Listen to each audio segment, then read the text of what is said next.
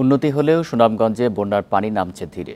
অনেক গ্রামীণ সড়ক ডুবে থাকা এবং বহু কাঁচা ঘর বিধ্বস্ত হয় ভোগান্তিতে জেলার 1 লাখের বেশি মানুষ। বন্যা নিয়ন্ত্রণে সুষ্ঠু পরিকল্পনার দাবি স্থানীয়দের।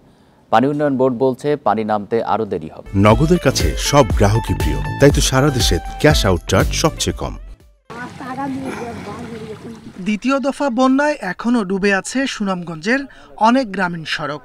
পানি মারিয়ে গন্তব্যে যেতে পোহাতে হচ্ছে ভোগান্তি।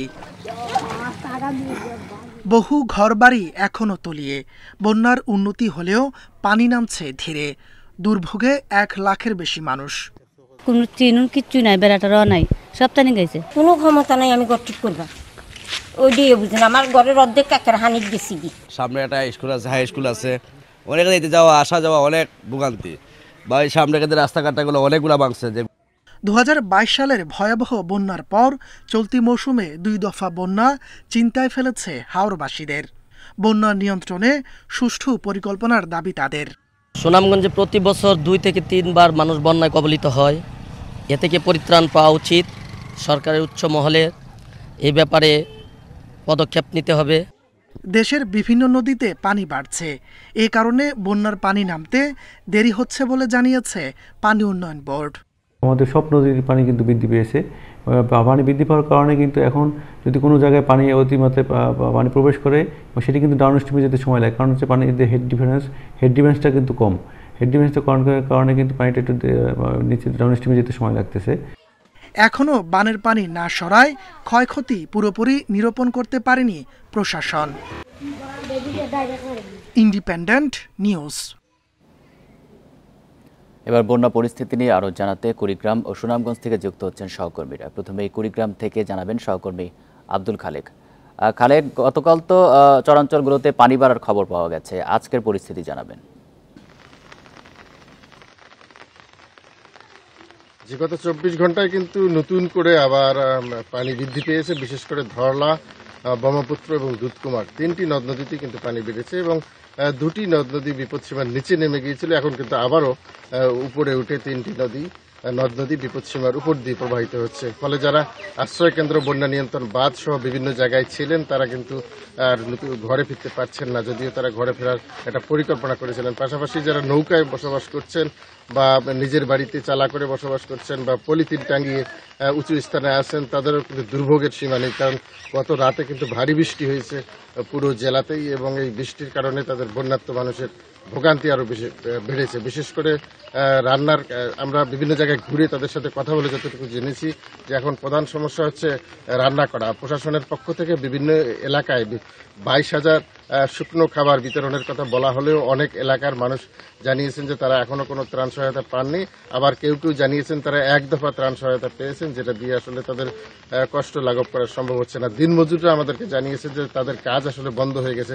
টানা 10 দিন ধরে তারা কিন্তু পানিবন্দী অবস্থায় রয়েছে, কাজ করার মতো অবস্থা নেই এবং পুরো চর এলাকা তলিয়ে থাকার কারণে গবাদি পশুর যে খাদ্য সংকট সেটি কিন্তু প্রকট হয়ে উঠেছে এবং অনেক দূর দূরান্ত থেকে তাদেরকে খড় সংগ্রহ করতে হচ্ছে চড়া দামে। সেই খড় দিয়ে তারা গবাদি পশুগুলোকে বাঁচিয়ে রাখার চেষ্টা করছেন। আর বেশ কিছু এলাকায় আমরা দেখেছি যে নদীর ভাঙন কিন্তু তীব্র আকার ধারণ করেছে এবং ভাঙন কবলিত মানুষরা তাদের টিনের চাল সহ মালামাল নিয়ে বিভিন্ন এলাকায়, বিশেষ করে স্কুলগুলোতে তারা আশ্রয় নিয়েছে এবং স্কুলগুলোর এখন যে অবস্থা, তাতে পুরো 2 মাস ধরে এই স্কুলগুলোতে কোনো কার্যক্রম চালানো সম্ভব হবে বলে মনে হয় না। সেক্ষেত্রে প্রশাসনের পক্ষ থেকে বলা হচ্ছে যে পরবর্তী সময়ে তারা বিকল্প পাঠদান করে তারা এই স্কুলগুলোতে শিক্ষার্থীদেরকে নিয়ে আসবেন। আর আরেকটি বিষয় আমি জানিয়ে রাখি যে প্রায় 8,000 হেক্টর জমির ফসল কিন্তু নিমজ্জিত রয়েছে 10 দিনেরও বেশি সময়। ফলে কৃষকরা আশঙ্কা করছেন যে তাদের বীজতলা সহ বেশ কিছু ফসল আসলে তারা আর ঘরে পাবেন না। পাট, কৃষি বিভাগ বলছে যে পাটের কিছু ক্ষতি হবে, আবার কিছু হয়তো তারা ঘরে তুলতে পারবেন। অন্যান্য যে ফসলগুলো আছে সেগুলো সম্পূর্ণরূপে বিনষ্ট আশঙ্কা করছেন তারা। খালেক, আপনি থাকবেন আমাদের সাথে। আমরা এবার সুনামগঞ্জের পরিস্থিতি জানবো। সেখান থেকে যুক্ত আছেন সহকর্মী জাকির হোসেন। জাকির, সুনামগঞ্জে তো পানি খুবই ধীর গতিতে নামছে। পানি উন্নয়ন বোর্ড বলছে যে এটি নামতে আরও দেরি হবে। সেক্ষেত্রে মানুষের ভোগান্তি লাঘবে কি ধরনের ব্যবস্থা প্রশাসন থেকে নেওয়া হয়েছে? দেখুন, সুনামগঞ্জের মানুষ গত 1 মাস যাবৎ কিন্তু নানাবিধ দুর্ভোগের মধ্যে দিন কাটাচ্ছে। 1 মাস যাবতই সুনামগঞ্জের মানুষ বলা যায় পানিবন্দী। এর মধ্যে গত 48 ঘন্টা সুনামগঞ্জে কিন্তু মুষলধারে বৃষ্টি হয়েছে, যার ফলে পানি কিছুটা বৃদ্ধি পেয়েছে, নদ নদীর পানি। তবে পানি উন্নয়ন বোর্ড বলছে যদিও বৃষ্টিপাত হচ্ছে, সুনামগঞ্জ তথা ভারতের চেরাপুঞ্জিতে বৃষ্টিপাত হচ্ছে, তো এই মুহূর্তে বন্যার কোনো শঙ্কা করছেন না। তারপর আমরা দেখছি যেভাবে বৃষ্টিপাত হচ্ছে সেভাবে আর আহ, এখন এমনিতেই চলমান বন্যা রয়েছে, এর মধ্যে আবার যদি পানি বাড়ে তাহলে কিন্তু দুর্ভোগের মধ্যে আরো দুর্ভোগটা আরো 3 গুণ হয়ে যাবে। এমনিতেই আমরা এখন 2 দফা বন্যার মধ্যে আছি, আবার 3 গুণ অর্থাৎ 3 দফা বন্যায় পড়ে যাবে। তো পানি উন্নয়ন বোর্ড যেটা বলছে যদিও বৃষ্টিপাত হচ্ছে এই মুহূর্তে বন্যার সংখ্যা নেই। আর গত 1 মাস যাবত মানুষ যে পরিমাণ দুর্ভোগে পোহাচ্ছে, এখন পানি নামতে ধীর গতি, হাওর অঞ্চলে বিশেষ করে হাওর অঞ্চলে একেবারেই ধীর গতিতে পানি নামছে। যে সমস্ত বাড়ির সামনে পানি ছিল সেই সমস্ত বাড়ির সামনে 15 দিন যাবত এখনো পানি আছে।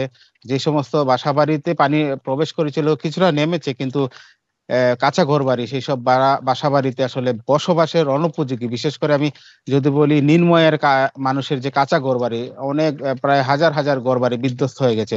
এই মুহূর্তে আসলে জেলা প্রশাসন যেটা বলছেন, আমি কথা বলেছিলাম জেলা প্রশাসক মোহাম্মদ রাশেদ ইকবাল চৌধুরীর সাথে, যেহেতু এখনো চারদিকে পানি আছে সেহেতু এখন পর্যন্ত কি পরিমাণ ক্ষয়ক্ষতি হয়েছে সেটা কিন্তু প্রশাসন নিরূপণ করতে পারেনি। তবে প্রশাসন যেটা বলছেন যে আহ, ক্ষয়ক্ষতি নিরূপণ করার পর যারা প্রকৃত অর্থে ক্ষতিগ্রস্ত হয়েছে তাদেরকে পুনর্বাসনের আওতায় নিয়ে আসবে। তবে এটা একটা আসলে দীর্ঘমেয়াদী একটি প্রকল্প। আমরা আপনাকে যদি একটু ছোট্ট করে বলি, 2022 সালে প্রলয়ঙ্কারী যে বন্যা হয়ে গিয়েছিল, সেই বন্যায় মানুষের অনেক হাজার হাজার কাঁচা ঘরবাড়ি বিধ্বস্ত হয়েছিল। এখনো পর্যন্ত অধিকাংশই আসলে এখন পর্যন্ত সংস্কারের আওতায় আসেনি। যারা একেবারে নিম্নআয়ের মানুষ, যে সমস্ত মানুষ গুটি কয়েক পেয়েছিল তারাই পেয়েছে, কিন্তু অধিকাংশ মানুষ কিন্তু 2022 সালের পরে আর পায়নি। এখন যে চলমান বন্যা রয়েছে সেই বন্যায় সরকারি বা প্রশাসনের সহায়তা পাবে সেটাও আসলে অনেকটা একটা দুশ্চিন্তার মধ্যেই আছে এই এলাকার মানুষ। আমি যদি সুনামগঞ্জের তাহিরপুর এবং বিশ্বম্ভরপুর উপজেলার কথা বলি, এই 2 উপজেলা সবচেয়ে বেশি দরিদ্র পরিবারের যে পরিমাণ আমরা দেখেছি ক্ষয়ক্ষতি হয়েছে। এই মুহূর্তে যদি সরকার এবং বিত্তবানদের যদি এগিয়ে না আসে, তারা আসলে ঘুরে দাঁড়ানো খুব কঠিন হয়ে যাবে। আরেকটা বিষয় আমি একটু বলে রাখি, বিশেষ করে সুনামগঞ্জের যে গ্রামীণ সড়ক, এখন পর্যন্ত আমরা স্থানীয় সরকার প্রকৌশল অধিদপ্তর থেকে যেটা পেয়েছি প্রায় 600 কিলোমিটার সড়ক বিধ্বস্ত হয়ে গেছে।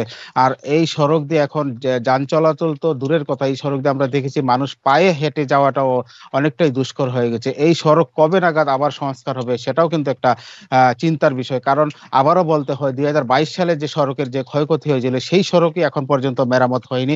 আবার আজকে এখন যে 2 দফা বন্যায় ক্ষয়ক্ষতি হয়েছে সড়কের, সেটা কবে নাগাদ সংস্কার হবে সেটা আসলে এখন অনেকটাই চিন্তার বিষয়। সুনামগঞ্জের মানুষের মধ্যে একটা চিন্তার ভাঁজ তৈরি হয়েছে। আমরা কথা বলেছিলাম স্থানীয় সরকার প্রকৌশল অধিদপ্তরের নির্বাহী প্রকৌশলী মোহাম্মদ আনোয়ার হোসেনের সাথে, তিনিও আমাদেরকে বলেছেন 2022 সালের একটি প্রকল্প আছে সড়ক সংস্কারের প্রকল্প, সেই প্রকল্পের আওতায় বর্তমান যে চলমান বন্যা রয়েছে এই বন্যা ক্ষয়ক্ষতির কাজ করবেন বলে, তাও আগামী 3 থেকে 4 মাস সময় লাগবে। তো সার্বিকভাবে আমরা বলতে পারি সুনামগঞ্জের বন্যা পরবর্তী যে অবস্থা মানুষের একটা ভালো নেই। সুনামগঞ্জের বন্যা কুড়িগ্রাম এবং সুনামগঞ্জ থেকে জানাচ্ছিলেন আমাদের সহকর্মীরা।